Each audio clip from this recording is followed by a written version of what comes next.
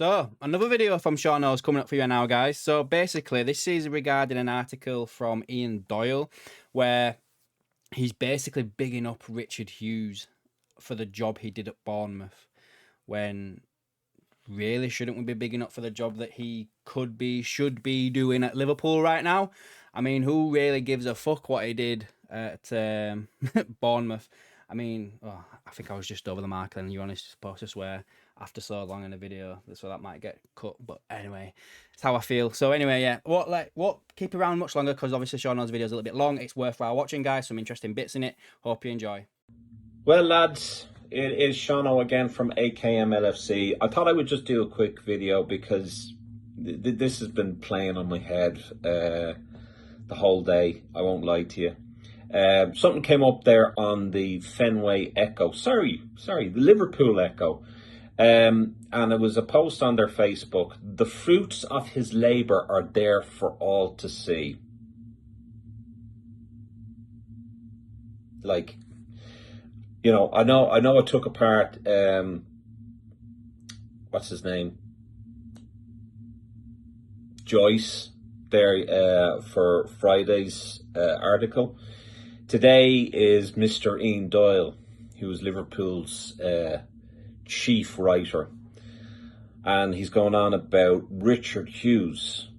Liverpool set for proof of Richard Hughes' impact as long-term plan paying off. Now, just even that, all of that just pissed me off. Having read the article, it pisses me off even more.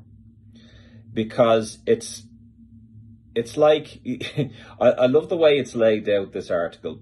First of all, the website is a piece of crap.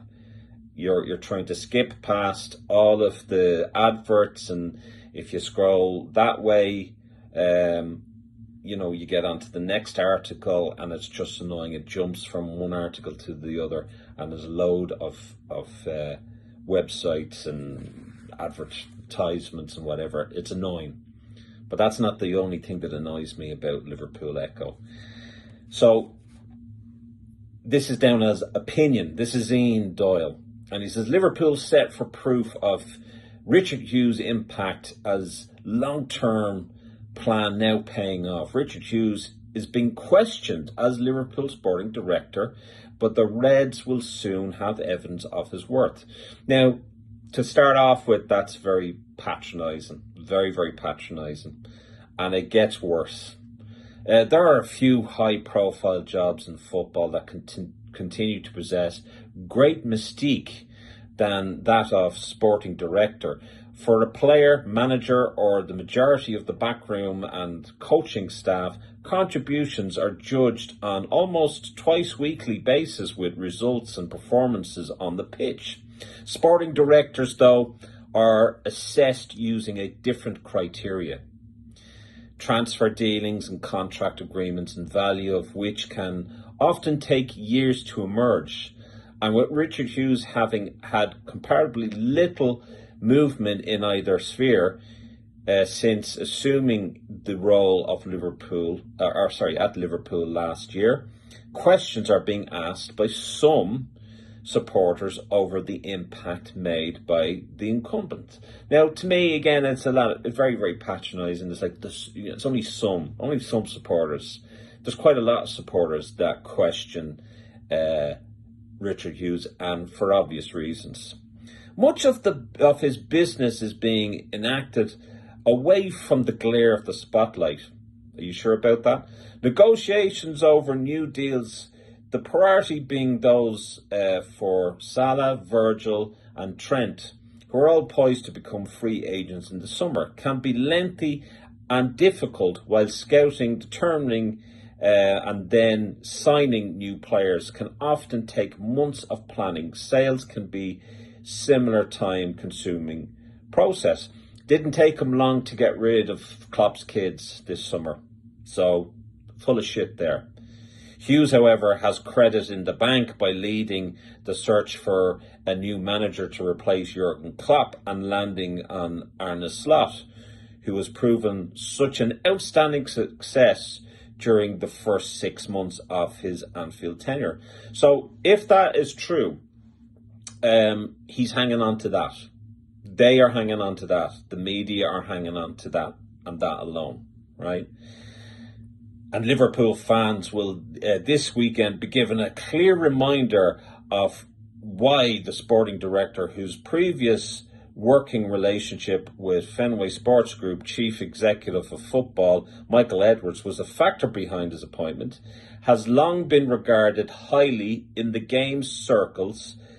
Slot's side face another tough test in their pursuit of the Premier League title when they travel on Saturday to inform Bournemouth, a club where Hughes forged his reputation in identifying and recruiting talent. And that's basically where the article goes. That is the proof and pudding of how lucky we are to have Richard Hughes as our sporting director. That's how his impact is shown long term, is paying off with Bournemouth. It's not with Liverpool, with Bournemouth. So what this is doing essentially, although it's listed as an opinion, it's this thing that has been constantly shoved down our neck. What people have got to ask themselves is, why has it been shoved down our neck? Why are we constantly seeing this? We don't need to see it. At the end of the day, time waits for no one. Mo Salah, Virgil van Dijk, Trent are going to be free agents at the end of the summer. You either book up or you lose them, and you lose them on the free, and that's about 400 million's worth of players leaving on a free. It's going to take an awful lot more to replace these players, and you can talk about the FSG model all you goddamn well like.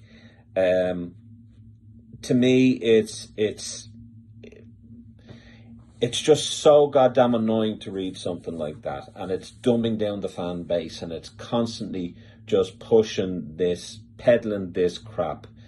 And I would just look at the Spurs, look at the journalists that cover Spurs, look at the journalists that cover United even. Look at the United fans that are, coming up to Radcliffe and saying, we have to pay 60 quid for this shit.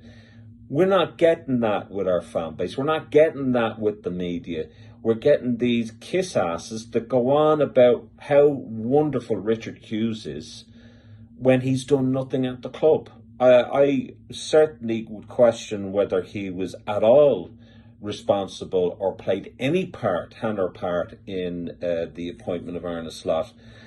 I was of the opinion, and I could be wrong on this, that the appointment of Arne Slot was in around the same time as the appointment of Richard Hughes.